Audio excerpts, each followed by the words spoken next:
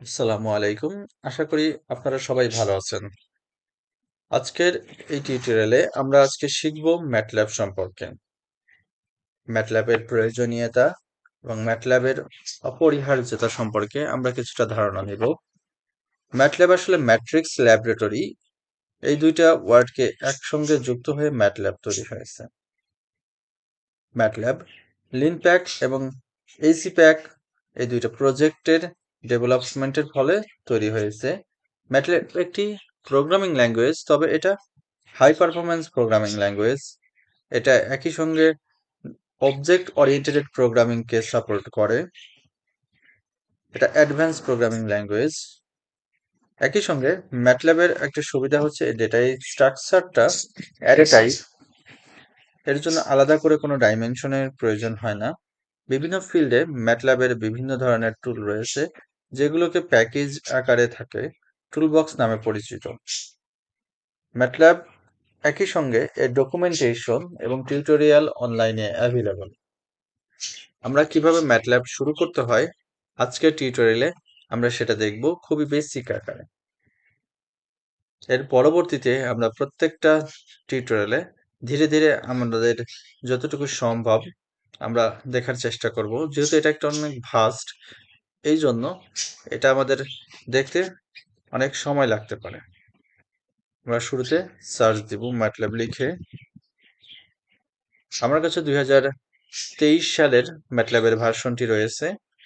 আমি trial version ব্যবহার করছি। লাইসেন্স আপনারা চাইলে নিজেরা কালেক্ট করতে পারেন, অথবা স্টুডেন্ট ভার্সন ব্যবহার করতে পারেন। অনলাইন ভার্সনও রয়েছে, অনলাইন ভার্সনও ব্যবহার করতে পারেন। একটা বিষয় মাথায় রাখবেন, আপনার যে যে টুলবক্সগুলোর প্রয়োজন হবে আপনি ইনস্টল করার সময় সেই টুলবক্সগুলোকে সিলেক্ট করে রাখবেন। তাহলে আপনার অপ্রয়োজনীয় টুলবক্স যদি না থাকে, আপনার সফটওয়্যারটা অনেক বেশি জায়গা আপনার স্টোরেজ দখল করবে না। তা শুরুতে আমরা দেখি আমাদের যে মিনিমাম যে সেশনটা রয়েছে, এই সেশনে কিভাবে ম্যাটল্যাব ওপেন করতে হয়। আমরা ওপেন করলাম, শুরুতেই আমরা সার্চ দিয়েছি, ম্যাটল্যাব ওপেন হয়ে গিয়েছে। এরপরে আমাদের ওপেনে কি কি রয়েছে আমরা যদি দেখি, আমাদের এখানে কমান্ড উইন্ডো রয়েছে। এটা হচ্ছে ম্যাটল্যাবের কমান্ড উইন্ডো। এটা ডক আকারে রয়েছে। এটাকে যদি আমরা আনডক করতে চাই, এখানে রাইট ক্লিক করে আনডক করতে পারি, তাহলে এটা আলাদা একটা উইন্ডো তৈরি হয়ে গিয়েছে। আবার এটাকে যদি আগের মতো আমরা ডক আকারে ম্যাটল্যাবের উইন্ডোর সঙ্গে সংযুক্ত করতে চাই, তাহলে আমরা ডকে ক্লিক করতে পারি। কমান্ড উইন্ডো ছাড়াও এছাড়া রয়েছে আমাদের এখানে কারেন্ট ফোল্ডার। আমাদের এখানে এই ফোল্ডারের আন্ডারে আমাদের কয়েকটা ফাইল তৈরি হয়েছে অলরেডি। আমাদের রয়েছে ওয়ার্ক স্পেস, আমাদের রয়েছে ডিরেক্টরি। এখানে আমাদের কারেন্ট ডিরেক্টরি, যে আমার ফাইলটা কোন ডিরেক্টরিতে রয়েছে, কোন ফোল্ডারে, ডি ড্রাইভের আন্ডারে, ম্যাটল্যাব নামক ফোল্ডারের আন্ডারে ক্লাস নামে যে ফোল্ডার রয়েছে তার অধীনে আমার বাকি ফাইলগুলো জেনারেট হবে। আমরা চাইলে এখান থেকে ডিরেক্টরি চেঞ্জ করতে পারি। এছাড়া আমাদের জন্য রয়েছে হেল্প ব্রাউজার। এখানে আমরা যে কোশ্চেন মার্ক দেখতে পাচ্ছি, এখানে ক্লিক করলে আমরা আমাদের হেল্প ব্রাউজার তৈরি হয়ে যাবে। আমরা এখান থেকে হেল্পের ব্যাপারে হেল্প নিতে পারবো। এটা যদি কেটে দিই, এছাড়া আমাদের স্ক্রিপ্ট লেখার জন্য আমাদের স্ক্রিপ্টের যদি নিয়ে আসি, তাহলে আমাদের স্ক্রিপ্টের জন্য এখানে একটা উইন্ডো তৈরি হবে। এছাড়া আমাদের কমান্ড হিস্ট্রি দেখার একটা ব্যবস্থা রয়েছে। এবার আমরা জানবো কোনটাতে আমাদের কি। আমাদের কমান্ড উইন্ডোতে আমরা আমাদের যে কমান্ডগুলো দিব সেগুলো আমরা সহজেই কমান্ড দিতে পারি এবং কমান্ডের আউটপুট আমরা এখানে পেতে পারি। উদাহরণস্বরূপ আমরা বেসিক একটা ক্যালকুলেশন করি। আমাদের 5 প্লাস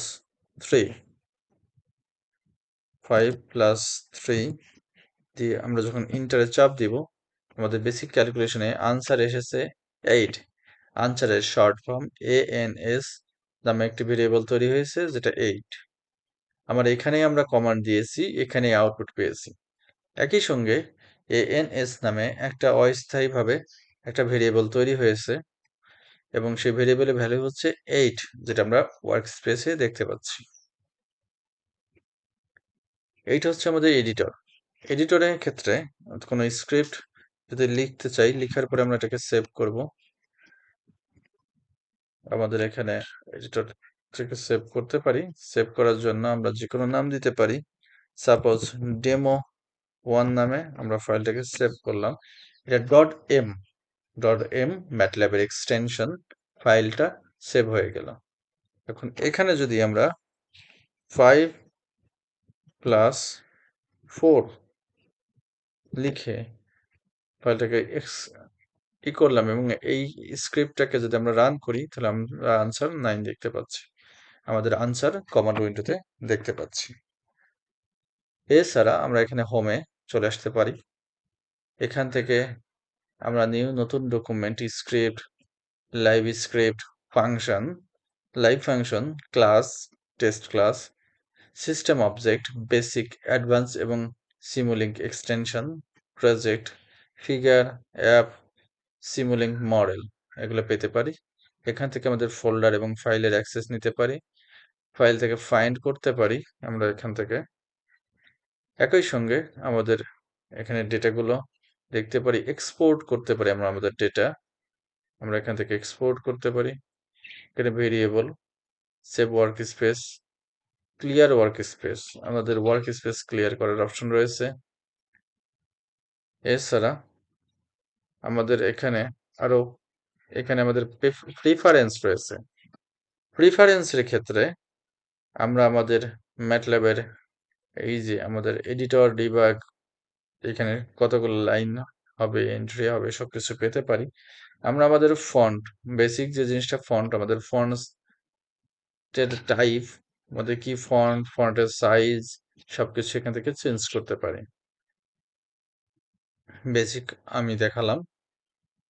এরপর প্লটিং এর জন্য বিভিন্ন টাইপের প্লটের অপশন এখানে রয়েছে।